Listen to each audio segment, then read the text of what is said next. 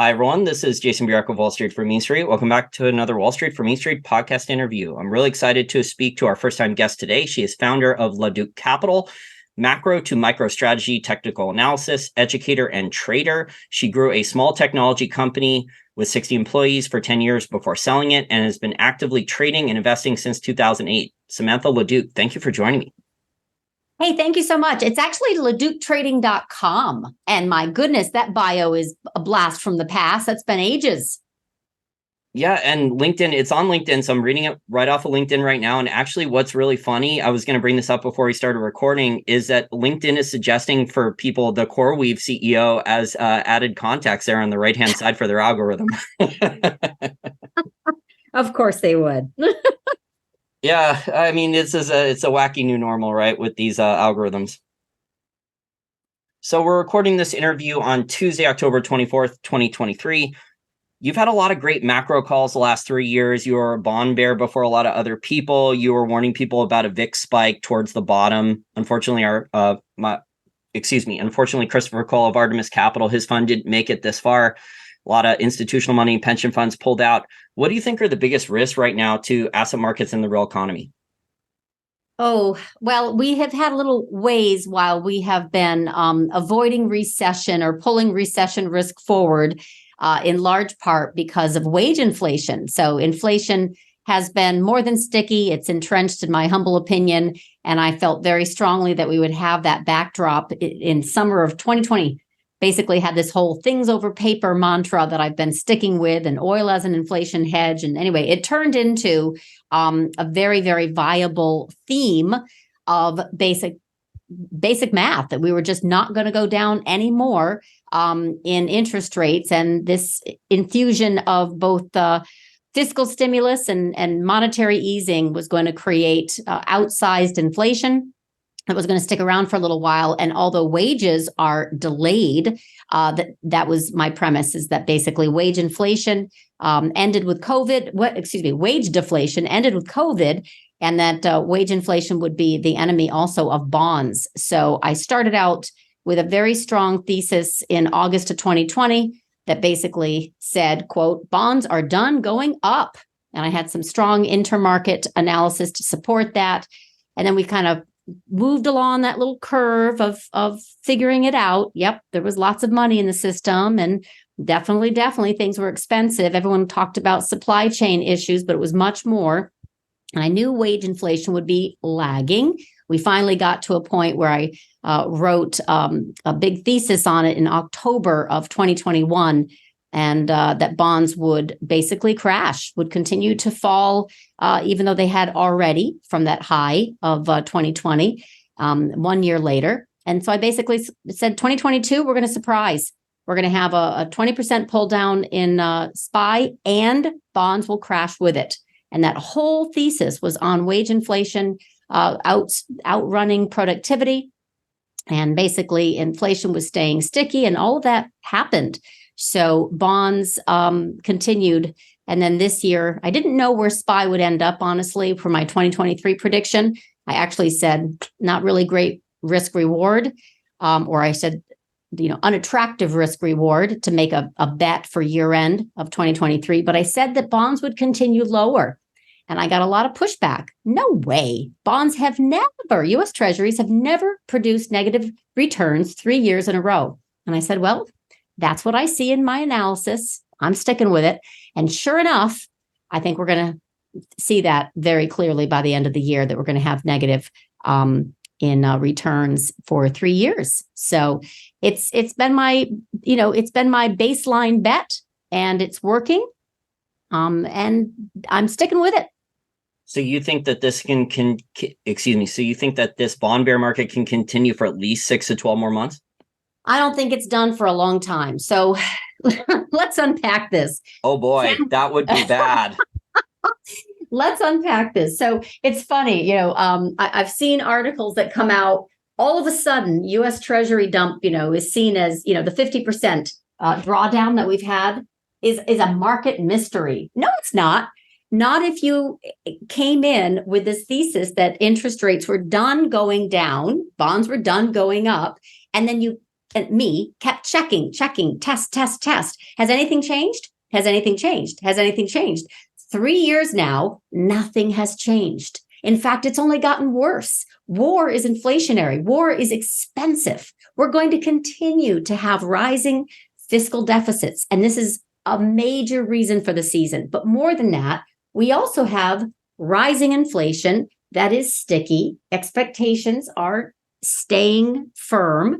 Wages, yes, we will at some point turn where this recession risk gets pulled forward because of jobless claims rising and unemployment rate rising, but we're still not there yet. It has helped delay the recession. We have tons of spending, which is triggering rising nominal GDP, but nominal GDP is government spending. If you strip that out, we're flat. We have PMIs in like the 50 area. That's not expansion. It's just flat. So we don't really have a growth engine. We have, unfortunately, massive treasury issuance, which is putting a bid in that whole risk premium for yields. Very much the reason for the season, even before the Middle East war headlines hit. We've got foreign central banks selling. People are freaked out about that, but they've been doing it under the cover. And that's not the biggest area of concern, honestly, at least not mine. Buyers demanding higher yields to compensate for rising U.S. deficits, recession risks, and now war is the reason for the season. And that's not going away. Yeah, I see a really bad supply-demand mismatch for U.S. Treasuries. I mean, the retail investor is buying a lot of U.S. Treasuries. I see a lot of people posting out, I'm buying 1-month Treasuries, 90-day Treasuries. Okay, that's great. Retail investors are getting some yield for the first time in a long time on their checking account, but then that's putting pressure on the regional banks for their cost of capital. So retail investors, good. That's bad for regional banks. It's also bad that the foreigners, they were the largest sources. China, Japan, Germany, those were the largest buyers of U.S. Treasuries for 20 or 30 years. And they're not buying now.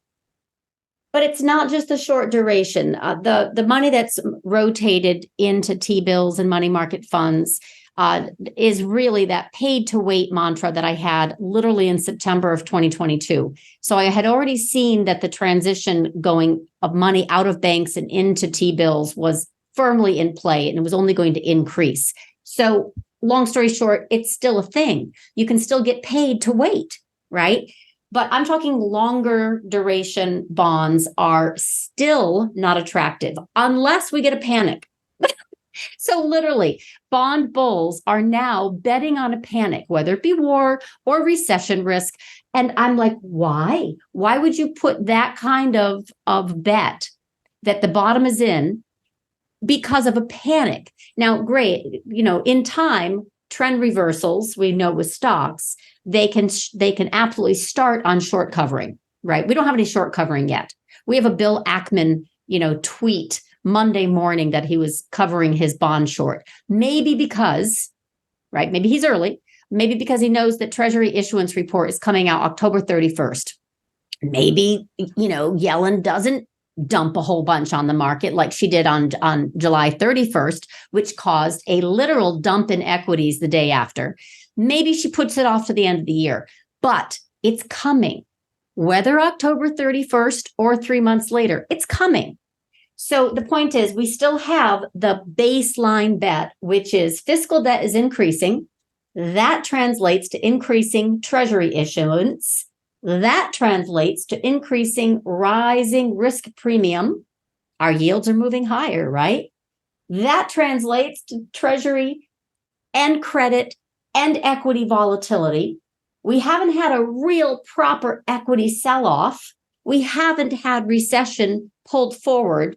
Both of those things are in the making. We're just waiting for a trigger. I think actually that's the best explanation the last minute or two I've heard out of any of the macro experts I've interviewed in the last 6 months. Aw, thank you. To me, it's just it's logical progression. There's going to be more volatility. We're not allowed to, by the way. VIX is perfectly manipulated and suppressed with all kinds of reasons, but it's going to be a situation now where everyone is questioning the bull, the lawyering the trade, bullish and bearish. Why be bullish? What's going to really get us back into the market, out of those money markets, the cash on the sidelines, et cetera, what would be the reason? Like, what do you have for a bullish bent for your reason to invest in stocks when you know that the Magnificent Seven are the only plays in the market that have held up the returns for all of 2023? If you would just extract those seven, you'd have zero for SPY 493 stocks, and you'd have a negative return for the Russell, right? I mean, the point is, what would for get risk? you You're talking about why would people go risk on then? Yes, my question to you is why would folks come out of the safety of paid to wait and go into the market when the risks are only increasing, not just geopolitically, but also with recession? Curious. Yeah. Well, we're seeing a lot of red flags too. So there's the bond yields, there's the yield curve that it was inverted for over 220 days, and now it's uninverted. So that's another warning sign that recession is closer now, because that's almost a perfect indicator. You have the dollar index that's rallied, that's up to 106.23. The VIX has spiked. Gold and oil have both spiked recently together. So those are all red flags to me.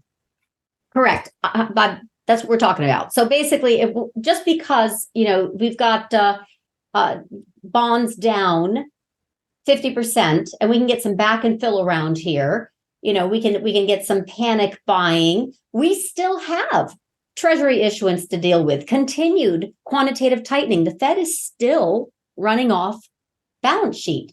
And of course, this war only complicates matters. And recession, by the way, is also expensive, and fiscal deficits be damned. We really have only a few tools left in the toolbox for the Fed, Treasury, and even White House to keep things copacetic. In other words, going along. And one is dollar swaps. Very, very popular tool the Treasury uses with friendlies, meaning like, central banks, Bank of Japan. Yeah, exactly. That can very much help with the stay of execution with any solid selling in equities, because as we all know, if the dollar softens or falls, equities get bid up, right? So that headwind is removed. So that's one tool that they have used, but unfortunately, they always have to go backwards. In other words, the dollar swaps have to come back around, and then that puts more pressure. That liquidity, if you will, is drained back out. So that's one thing that they have. They could announce, QT will slow. I don't think they want to do that. They've said they're not going to do that. They could do a cut, not until probably Q1, or more importantly, not until they get an equity sell-off of size below 3,800. That's my baseline bet. And I put that actually out there in July.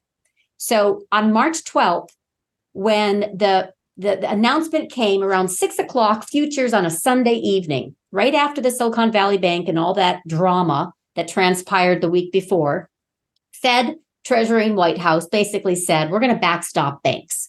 They didn't call it a bailout.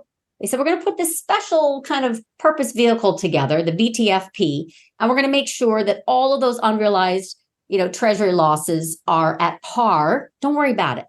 It was one of those deals where they didn't want any bank runs, and so they backstopped the banks. Okay, market stabilized and then continued higher in March. We know what happened. It was good for equities, no question about it.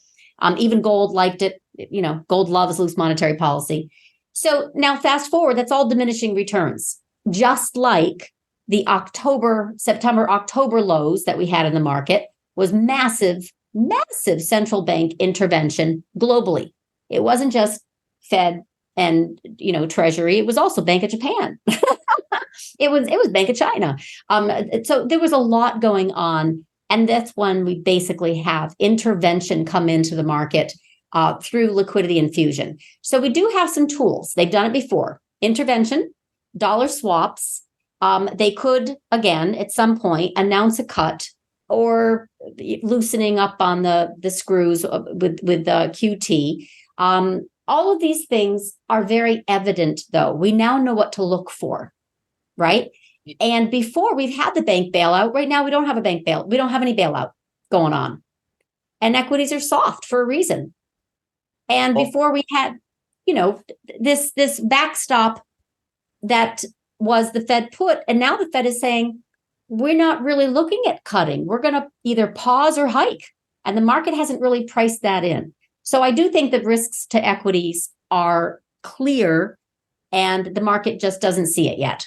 Well, also, I think the other thing here is, besides the dollar rally and how the Fed is basically nuking a lot of the older US Treasury bonds, the collateral in the global financial system and the banking system, I think a lot of other countries are already in recession. So there's an argument to be made that the US is not in a recession, that part of the economy is bifurcated. So a lot of people who don't have high interest debt, they have a lot of assets, they're doing okay to great still. People who do not have a lot of assets, have high interest rate debt, they're not doing great right now. But I would argue that a lot of other countries are either already in recession or very close.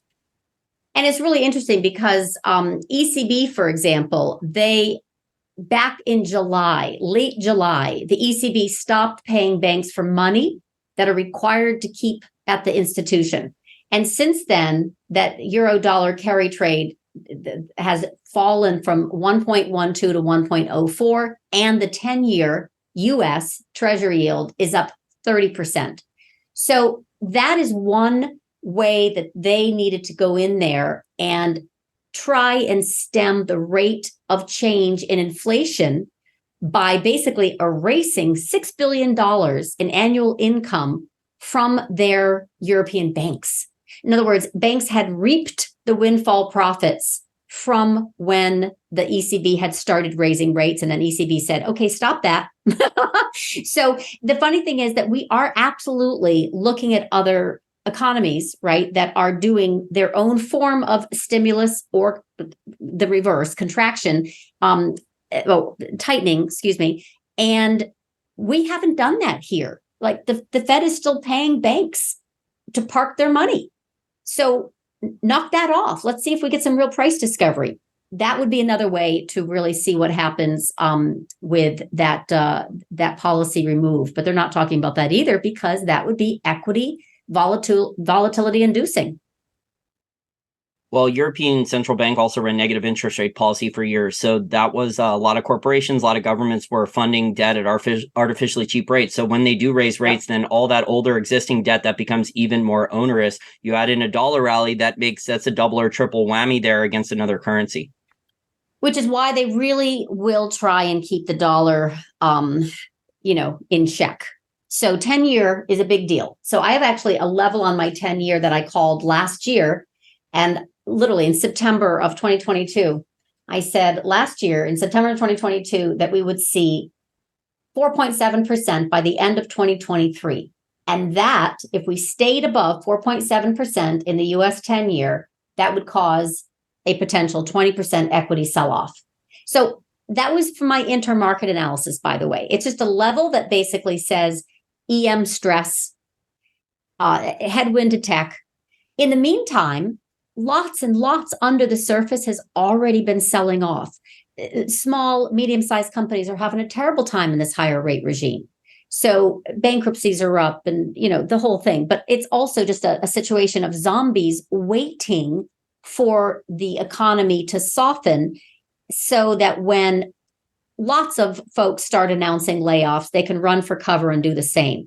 They're basically in a tight spot. I think 2024 is going to be a really tough time to roll over their 5-year term loans that they basically refinance at the bottom of COVID, et cetera, et cetera. So we're going to see, what I see already is a lot of weakness in a lot of small caps that have been staying alive, right, for lack of a better word, because of ZIRP and this incredible money flow from speculative investments and basically lots and lots of stimulus. So that's going to start to come out of the system, I think, starting next year. And that's going to start to pull forward the recession risk. And then we're going to have an equity backdrop that looks very, very unstable. So underneath the surface, I see a lot of breadth destruction because the 10-year is above that 4.7.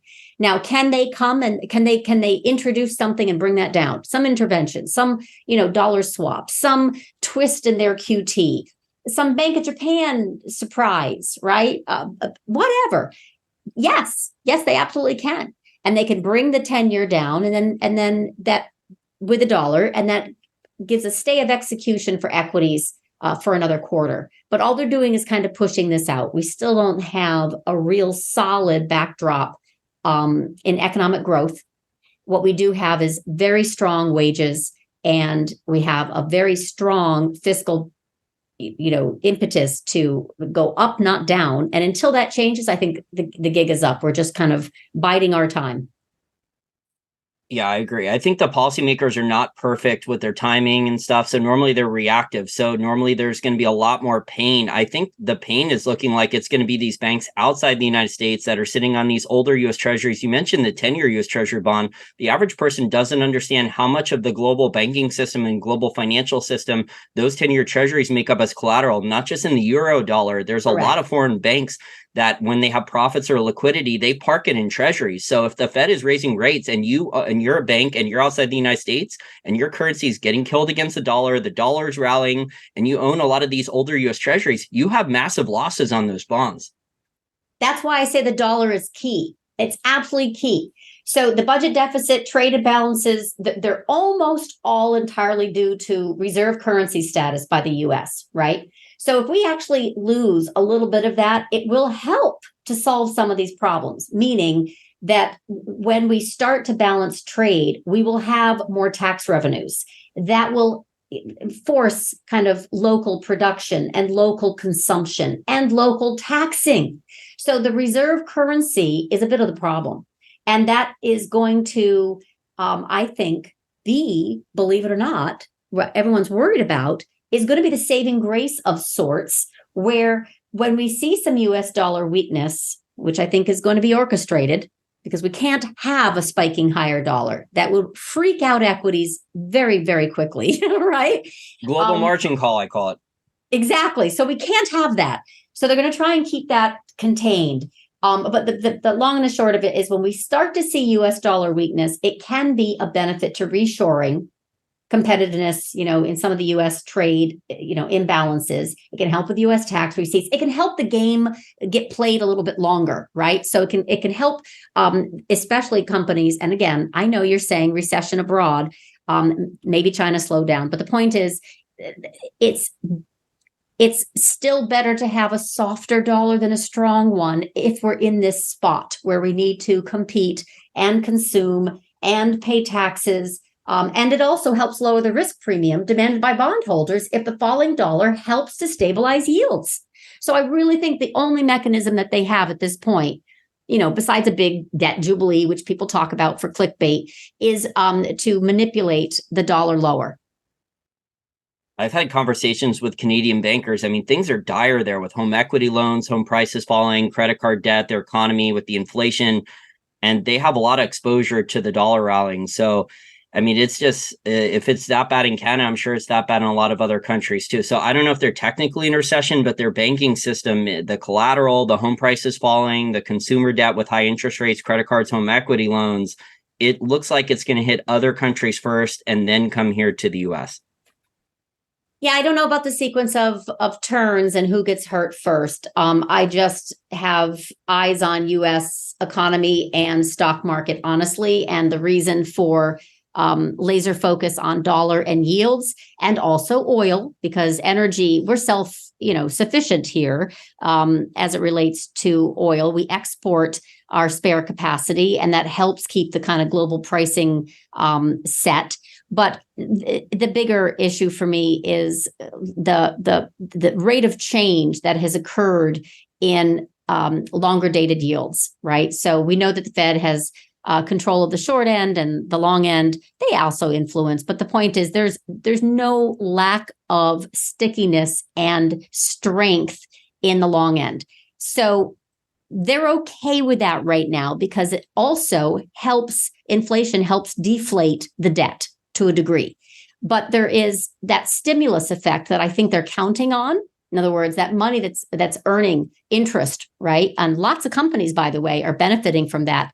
who have a strong balance sheet, right? So they have lots of cash that's earning interest. It's helping to offset some of the liabilities. So think energy companies and big tech. So that's one of the reasons why they have stayed the Mag 7, and the energy companies have kind of outperformed every other sector. Do you know every other sector is in a bear market? Every other sector is down more than 20%. So we have this bifurcated market where it's the Mag 7 and then energy companies. And uranium. Yeah, we've had a nice uranium rally. Well, that's too. we've got sectors within energy that are hot fire flames, right? Like uranium. But I mean, within that space, why are those two the strongest? They got a lot of cash flow. They got tons of cash flow. And well, also lack of investment on the supply side for years. So you had all these stupid ESG policies, and then the market, there was a surprise on demand outside the United States. So demand was actually strong globally, and then there was lack of supply. So there was earlier this year, 6 or 7 months ago, there was record net short oil futures contracts. I mean, as a contrarian, that very much interested me to look at the other side of that trade. Well, I'm, separate from oil, because oil has this kind of speculative fury that comes in when we have weather or fires or conflict. But then that risk premium typically is deflated like a balloon, literally. And that's because supply disruptions do not trump demand destruction. And one of the reasons why I am, not wanting to outright short oil on conflict, or gold for that matter, but their underlying plays, I'm really comfortable in doing that, because it typically means there's going to be a reversal. The air comes out of it. So long story short, I don't think that oil right now is a concern until crude can get and stay above 95. 95 down to 65 is basically this big range, big range. And we've chopped about there for a solid year and a half.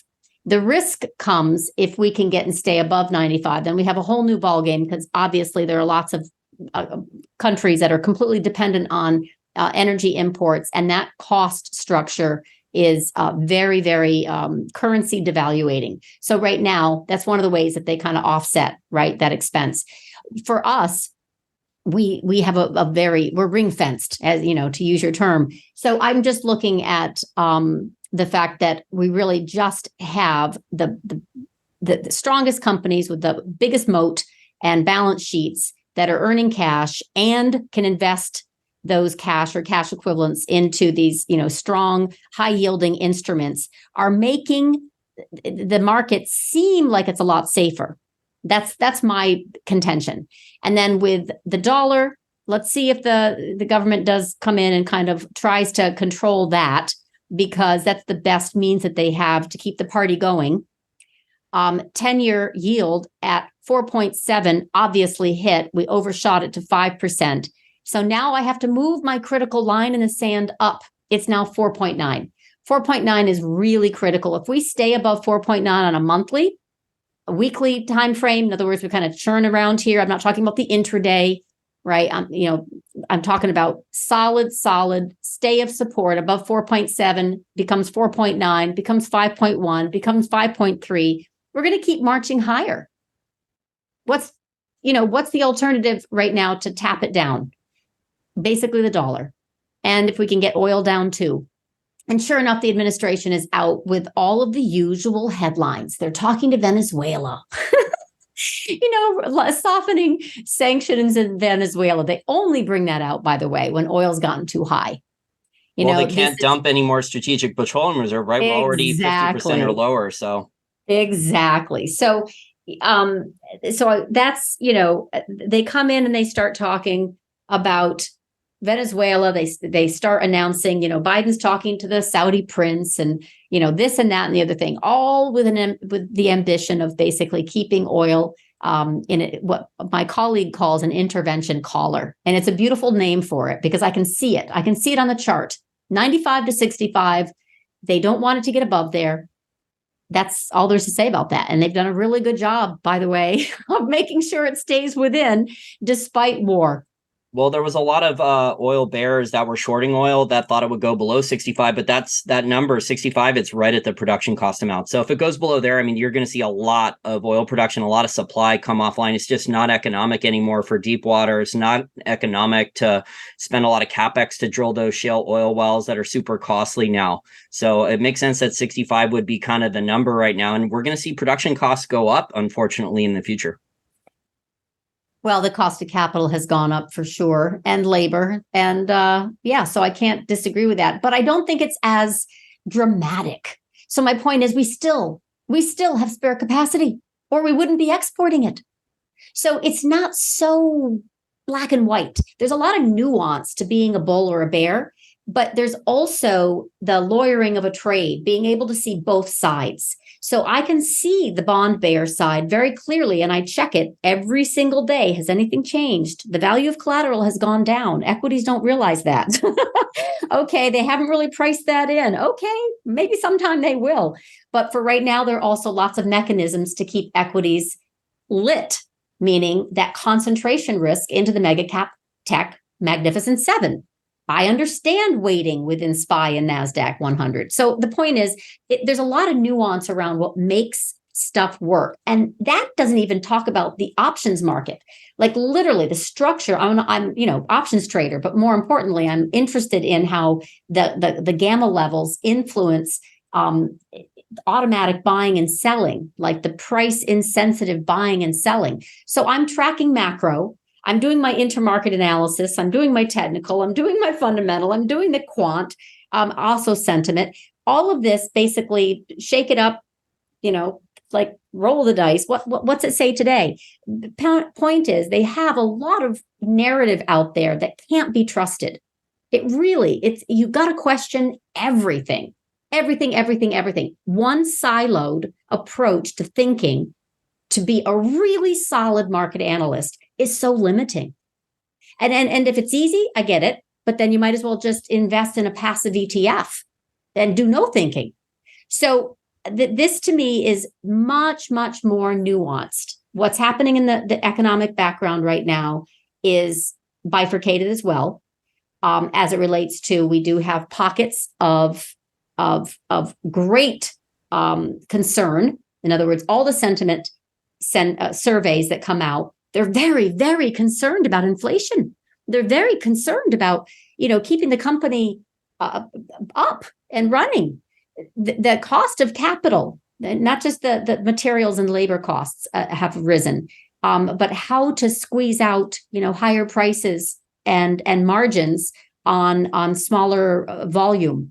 So they've done a lot of creative thinking here, and they'll come up with another idea next year, to kind of keep it going. Well, But what the restaurants do the cost of capital is going to do in a lot of companies. The cost of capital is going to do in a lot of companies. Oh, I agree. Yeah. But what restaurants are doing, for example, is shrinkflation and substitution. So the portion size is dropping to maintain profit margins. So they're dealing with all the higher input costs, the higher cost of capital and wage price spiral, what you said, higher energy costs, all those things, business insurance. But what they're doing is substitution. They're reducing quality ingredients for lower quality, or they're just reducing portion size with shrinkflation.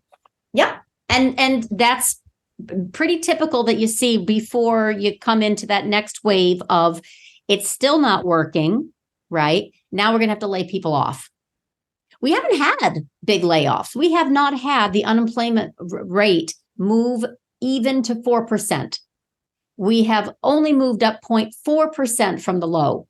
But there is a very famous SAHM rule, SAHM, named after Claudia Sahm, an economist, who basically showed with 100% perfect track record that anytime you come off a trough and move up 0.5%, you trigger recession, even if the market doesn't know it yet. We're at 0.4%. All we need is one non-farm payroll report in November, which happens to be the 3rd, or December, which I forget the date, but it's, beginning of the month, to tick up. And I think that's also going to induce volatility because that is a high hit rate. That's a really good kind of line in the sand that we have not hit, right? Since the COVID lockdowns, we have not hit. We're getting really close. Well, the yield curve also uninverted too. That's another red flag. But so if I were to describe what you've said over the last couple of minutes, you're mostly, as of right now, risk off. But in terms of like bullish on things, you're bullish on big tech and energy for now, but that can change based on certain factors. So that's simplistic. I got to break that down. What I do for clients, because I run a live trading room, I engage with them and I find out what their interest. First of all, of course, I share my market views and sector rotation and calls for volatility. And I have 3 portfolios: a trend, a swing, and chase. Chases are, a few days, and swings can be a few weeks to a few months. Trends are a few months to a few years. So that depends on everyone's definition of time frame, but those are mine. So I have investors who are active versus traders who are active, right? I have retail and I have institutional. So I'm serving all those masters. The point is, what I have, if you say, what's your view of the market for tomorrow versus end of year versus next year, it's going to change. And I'm also going to change with the information. So if we do get some type of economic data that proves to be expansionary, like not the nominal GDP, which is full of government spending, it's a fluff figure, but real expansion in PMIs, real expansion in GDIs, right? Real expansion in real GDP, then I'm going to get more bullish. In the meantime, that's just an economic view. Then there's, sector rotation that you were just talking about. I am expecting a growth to value rotation that hasn't come, right? We've already had so like the traditional, are you talking like traditional defensive plays? So like utilities, consumer staples? Because I know a lot of people went, 12 months ago, they started going into treasuries, utilities, consumer staples. Those trades have gotten wrecked the last 12 or so months. Yeah, that's also not how I think ever. So what I just said earlier, which was that we have had, believe it or not, I know it's hard to believe, but this year to date, percentage of stocks in a bear market by sector, the only one that is not in a bear market is energy and the Magnificent Seven. And by the way, Tesla missed, so they're out. It's now the Magnificent Five. And then Google reported after hours and they beat, but the reaction was very aggressive. So now it's down to 4. So Microsoft did fine. But the point is, real estate is down 68% as a sector. Consumer discretionary, 55%. Healthcare down 55%. Consumer staples, 54%. Materials, 52%. Financials, 51%. I'm talking about percentage of stocks in a bear market by sector. What is there to be bullish about? So there's no sector rotation. What we have is concentration risk in mega cap tech 7, period. And then we have some energy that's holding out because they're rich. And I love the Buffett quote. Warren Buffett said, I may not become super rich by owning energy, but I will stay super rich. So energy is only down 4%, at least when this, sector rotation view was taken. That's not a bear market. It's the only one that's not in a bear market. Technology as a whole is down 31%. Under the surface of the concentration risk of Nvidia and Amazon and Google and the rest, you got destruction across the board. We had forced selling in those staples. We had forced selling in utilities. That's also part and parcel for higher financing costs. This is a big deal. Anything above 4.7 is very much risk off. So I actually had a line in the sand that was 4.3. Then I pushed it up to 4.7. Now it's 4.9. And the more that we rise in that 10-year, dollar staying stable relatively, the more sectors sell off. And I'm now short energy since last week because I think that's next. What's left? Mega cap tech. I'm also short that. So the point is, there isn't anything left except Bitcoin. Sorry, but that's not a safe haven for me. Nope.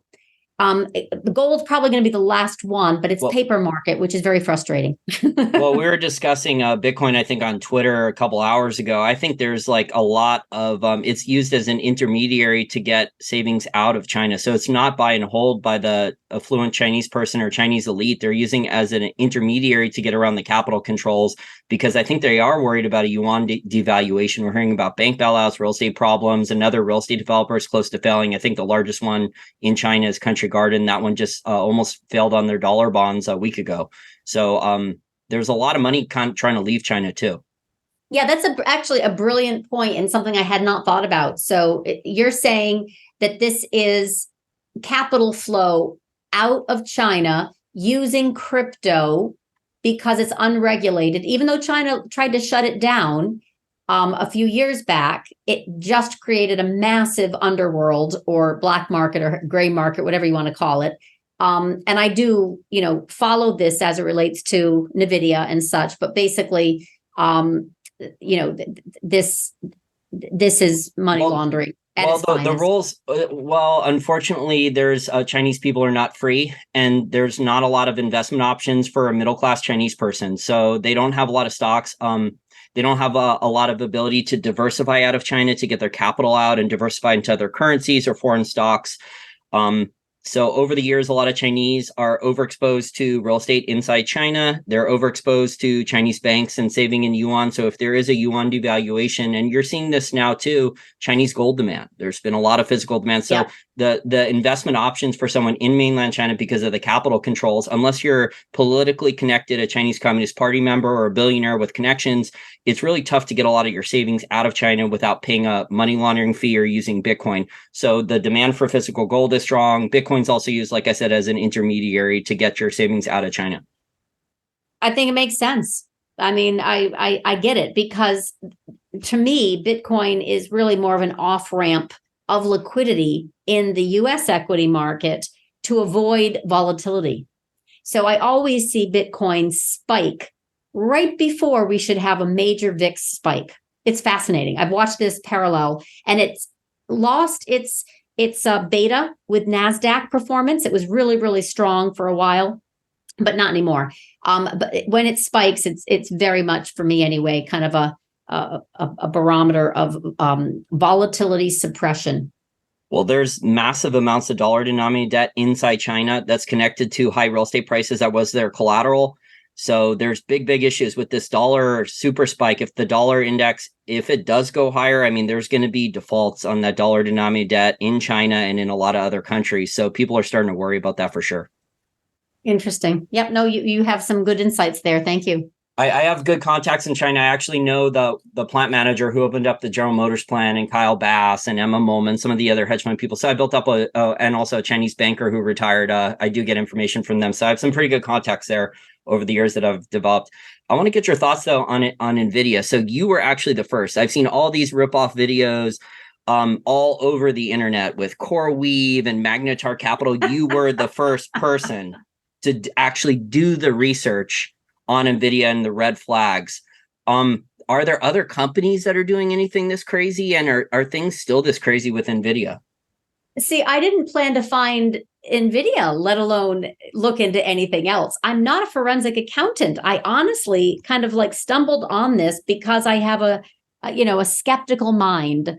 I absolutely do not understand how the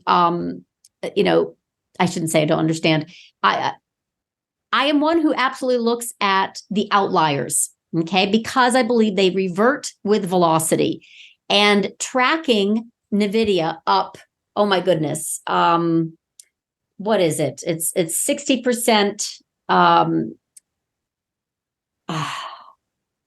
per year, right? CAGR. It's up 1,000% in 10 years. Literally, right? I'm talking about just literal return on that over 10 years has been an outperformer of, it's outshines Apple, Amazon, Google, all of the rest by a nautical mile. And so all I did was look at it and say, what's up?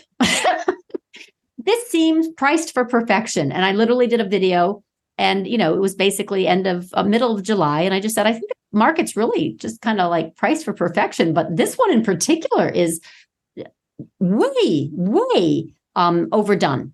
And everybody is long. I understand it's on every balance, every portfolio. Is it trend traders that are just going long though? Are people actually buying it for fundamental reasons, or just because of the chart and trend trading that it's up, it's going to keep going up in the short term and they don't, I don't know the motivations. Yeah, I don't know the motivations I'm just saying the fact that it had this very strong parallel with crypto was what I started being interested in it, because it was just such an outlier. That's all. So the fact that it was such a massive outlier relative to the other mega cap tech, and everybody was married to it. They weren't dating, they were married to it. They were married to the thesis that this AI was not only going to rock the world, right? And their technology and their leadership and their everything was just justifying all of this valuation, which was pulling forward all kinds of demand, despite, chip export bans and Intel and Taiwan Semiconductor and all, the manufacturers themselves saying, yeah, we don't have it. So there were just too many. They don't have what? No, they don't have the supply, it was all very constructed of, you have to believe us, the demand is amazing, the technology is, the AI is revolutionary and it's going to come all at once, and so you have to be prepared. Everyone's freaking out. They were just feeding this frenzy of hyperbole, and it just didn't smell right, didn't pass the smell test. That was it. But then the day after earnings, and I noticed obviously the CoreWeave connection on their data center revenue. That's what really kind of tweaked my interest, going, I don't know anything about CoreWeave, but this seems a little bit sus. And so it became a thing. It became a little viral thing because I questioned, is the end demand real? Because CoreWeave looks a little sus. And then basically it turned into videos. They were interviewing me, or they were doing their own investigation. And so many people did their own investigation that was really rigorous. I loved it. I thought it was like, hadn't thought of that. It took a village. So then basically a month after all of that drama, and I only did that one interview. I turned everything else down. You know that because you asked me. I said, I'm not going to talk about Nvidia. This is created. It's a maelstrom. And I only wanted to be an analyst and watch it. Right. So maybe it turns. Well, also, you probably didn't want to deal with the stuff in the mainstream financial media. I mean, the mainstream financial media is not even investigating any of this stuff. They called it all like suspect Twitter people and stuff like this. I know. I got called a Twitter rando, but not by name. Which is adorable. I know. But basically, I kind of went through and I went into a full post very, very publicly, right? Just whatever it was last month. So after everything had kind of quieted down, I literally went through the exercise of questioning CoreWeave. Okay. Now that everyone's calmed down, let's kind of go through all the deals that they have just struck, right? They're trying to raise capital with a 5 to 8 billion valuation. They're doing a raise, all the, fund guys or hedge fund guys. Anyway, the point is, and they got all kinds of suspicious backgrounds, but I didn't want to go into calling anyone or anything a fraud. I basically said, I want to think about why Nvidia would even need to do this kind of deal with a CoreWeave that has such a suspicious background, and all the other players that are so suspicious. So it was basically a question of, why would they do this? Anyway, that's what my article basically focuses on, is the deal that they struck and its very suspicious dealings. And then going into famous kind of, we had the Valiant fraud, which basically it took 2 years before that was unveiled. And it fooled Bill Ackman too. It fooled some really smart hedge fund managers. Correct. And we got everybody who's invested in Nvidia. There's no lack of excitement over where they're going to take us with the AI hype.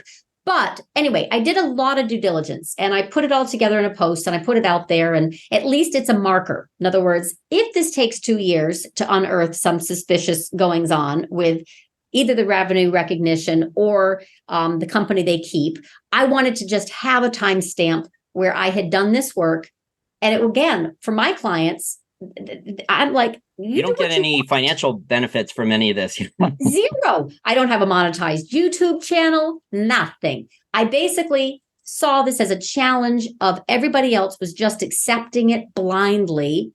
And I had no interest in discussing or debating the quality of the technology. Nope, that wasn't my focus. I'm not a geek in that regard. It really had to do with, Nvidia seems so tied to Bitcoin, mining, crypto. There's just way too many other players, Magnetar and Tether and It should be a Core. documentary. It should be, but nobody's going to look into it because everybody owns it. And well, I think everyone's afraid of getting sued by the large companies. Everyone's afraid of getting sued. Correct. And they have much bigger pockets. But it really did come down to Nvidia seemed to transition perfectly, when crypto revenues plummeted into this AI theme. And I use this example in my article, but I think it's a really good one. There's Moore's law, which is obstacle to the growth rate that no one really is talking about. But retail price of cocaine has remained very stable while the purity of the stuff has increased, right? And so that's basically the fraud that I'm referring to, that I think that didn't expect to hear that analogy on this. I know it. But that's exactly what I think they're kind of trying to make us believe. Moore's law asserts that the cost, right, like the GPUs, will maintain stable in nominal terms, even as computing demand increases. And I use that cocaine purity to price as an example. But it's the same concept, right? The evolution of computing power costs goes down, right? So the TV that I bought 20 years ago, that was 2,000 is now 200, right? Same exact idea. And the difficulty of mining in Bitcoin is only going up. It's much harder to mine for Bitcoins now. Well, it's meant to copy gold. Yeah. I mean, look at gold mining. Exactly. It's not $500 to mine an ounce of gold anymore. I don't think anyone on the planet can mine for $500 an ounce anymore. Exactly. So Nvidia really needed the crypto revenue, and that turned into the AI. AI hype was, for Nvidia served like rain in a desert. And the whole concept was, okay, now I understand if desperate times call for desperate measures, they gotta go find some clients that also help them support that belief, right? That AI hype accomplices are trying to paint a picture where end demand and Nvidia's revenue curve relationship are linear. And that's where I take issue. That's exactly where I take issue. So this is the problem. They want you to believe that AI hype is linear, the end demand is linear, revenue curve is linear. And my whole point was, I don't think so. I think that this is the top. So I put together this thought, and it kind of created its own ecosystem of people who are discussing with amongst themselves, etc. But I really think that it needed to just be put out there because there's too much acceptance and not enough due diligence. There's a lot of. Thank you for doing this. You've done a great job with the detective work, and then other people have picked up the pace afterwards. Well, we'll see where it goes. They absolutely have their earnings darling, and they've pulled forward demand, but they still say they have a absolutely up and to the right, unmitigated linear track of lots of continued demand and revenue. We'll see how earnings do. But again, this could be a multi-year theme that just needs to unwind slowly, then all at once. That's how most situations like this end up. And if there is any accounting fraud found later by the Securities and Exchange Commission, they'll probably just pay a tiny little fine, a slap on the wrist. There's tons of corporate fraud and government fraud, and almost no one goes to prison anymore for it. I mean, at best, normally it's a fine. Yeah, and they're all in on it, so there's really very little incentive for them not to do it. They don't even have to worry about hiding it. It's one of those deals where they've already been found for labeling, revenue, crypto revenue. It doesn't matter. All the little, I don't get excited about the little details. It's the whole story, overarching story of this continued argument that we're just supposed to believe that the revenues and the demand are up and to the right. It doesn't make any sense for this particular space. And I will wait patiently and see what happens. But I think that's the problem, or if you will, the fraud that we're led to believe, not necessarily that they are physically committing accounting fraud or any of that. I just think that this is the picture they want to paint. And guess what? Everyone likes what they see. They don't question it. Well, to add to your points there, you mentioned some fines. I mean, they already, I think in February 2022, they paid a fine for accounting fraud. It was over crypto. So I remember for years, Nvidia, they were telling people that most of our revenues are not subject to Bitcoin and Ethereum prices, and the crypto traders and speculators and miners going out and buying those graphics cards to mine. They were telling people this for years, and it was proven that they lied about this, that a lot of their revenues were, and they paid a fine on it, but there's no prison time or anything like that. So for me, though, this just shows that management has a track record of doing this stuff, and they just figured that, okay, we're just going to pay a fine, and the average person isn't going to question that much as long as the stock price is going up. Honestly, I will just wait patiently. I don't think that this is anything more than making clients, this was my intention, aware that losing an illusion makes you wiser than finding the truth. I wasn't seeking the truth. I was literally trying to open eyes to no longer follow blindly when there were so many questions, especially the characters they keep. And I stand by it. I think everything I put down there was pretty reasonable, to ask. And it got a lot of flack and a lot of pushback. But the story is just starting because nobody else has asked the questions, right? So we got months, years to go before we really get any answers. But I do think it's tied to crypto in a big way. Actually. Oh, I think it would make an excellent Netflix documentary, although there's a strike right now. So I don't think we'd see it for a couple of years, but it would make an excellent documentary, though. Well, thanks for reading that all the way through and following it. I really appreciate it, Jason. Well, I enjoyed our discussion today, Samantha. I definitely want to have you back on in a couple months for an update. I mean, things are changing so rapidly, especially with the rules changes. If the dollar or treasury yield spike, I mean, we could be looking at a 20% down or worse environment, but then we could see a reversal with more rules changes or liquidity programs, bailouts, QE.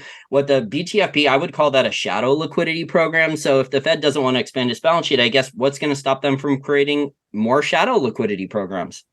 That's the quasi-fiscal deficit that we're actually creating, where the money is now sterilized. It's now taken on to the Fed and Treasury balance sheets, which is extremely dangerous place for us to go. We obviously are not Argentina. We print our own money, but it is extremely poor returns for US Treasury holders. And why? Where's the incentive for foreign countries to come back in and purchase US Treasuries when we're doing that kind of monetization of debt? And it's not been done to this level. And that's why I am just more risk aware. Even if equities seemingly hold up, we've already talked about that. It is very much a game that they continue to play, but there will be bigger side effects from all this quasi-fiscal management that they're doing with the debt and the printing. It's not a good trajectory, but we know that. We can't trade on that. Unfortunately, I think it's not just the US, though. I think it's all these countries with their banks and their government bonds. There's just too much credit, too much debt. And then when the dollar rallies and the Fed raises interest rates, it starts just blowing up all the collateral in the system and all this other government debt and stuff. No, it's 100% the point. It is definitely the concern that this is integrated, right? Where we are trying to, post-COVID, it seems, countries are trying to ring fence a lot more, bring the money home, right? Japan's doing that. China's been doing that. We're trying to, figure out our manufacturing here in the States, energy independence, or at least striking deals or alliances or regional alliances for military and currency conversion. So we have a very different world order. There's no question about that. And I'm not looking at that so far away because I'm more short-term focused on what do we do with the equities that we hold as investors and or trade what are the triggers, bullish and bearish? What's the argument to make me want to invest in the market or invest in bonds, and when? And I use, like I said, a whole bunch of modalities of kind of figuring that out. But I don't think it's very bullish, and I would like to let this actually fall and have a little bit of price discovery so that we kind of wash some of that out and see where it lands. I think that would be actually a pretty healthy thing to do. Yeah, I'd like more free markets, deflation, bankruptcies. I don't know if the people in power are going to allow that with more rules changes, shadow liquidity, bailouts. But I mean, if things get worse in the Middle East and Iran either puts an export ban on oil, or Iranian oil supply either comes offline, or there's, I don't know, some type of attack and oil supply comes offline, those oil shorts, that thing could blow up and there could be a big short squeeze. So we'll see what happens. We will see what happens. Hopefully none of that. Well, I think you're a must follow on Twitter, so I'll attach a link to your Twitter X page and also your website, which is LaDuc Trading. Thank you so much, Jason. I appreciate it. Have a great rest of the week. And let's definitely have you back on plan in a couple months. I'm around. Bye.